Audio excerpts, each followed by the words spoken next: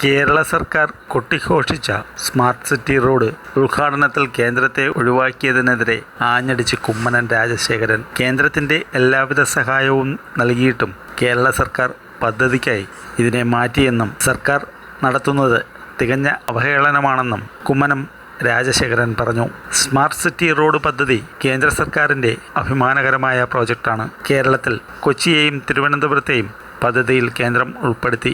500 കോടി രൂപ കേന്ദ്രം തിരുവനന്തപുരത്തിനായി നൽകി. മൊത്തം 1538 കോടി രൂപയുടെ പദ്ധതി കേന്ദ്രത്തിൻ്റെ എല്ലാവിധ സഹായവും നൽകിയിട്ടും കേരള സർക്കാർ പദ്ധതിക്കായി ഇതിനെ മാറ്റി.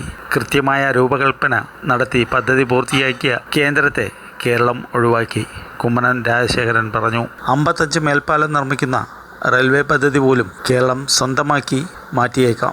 ജാള്യത മറയ്ക്കാനുള്ള ശ്രമമാണ് സർക്കാർ നടത്തുന്നത്. 4ാം വാർഷിക മാമാങ്കത്തിൻ്റെ ഭാഗമാണ് ഇത്തരം നീക്കം.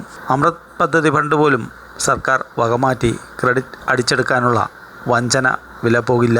കുമ്മനം രാജശേഖരൻ ആഞ്ഞടിച്ചു. സർക്കാർ നടപടി തികഞ്ഞ അല്പത്തരമാണെന്നും ഉദ്ഘാടനം അർത്ഥമില്ലാതെ പോകുമെന്നും കുമ്മനം രാജശേഖരൻ പറഞ്ഞു.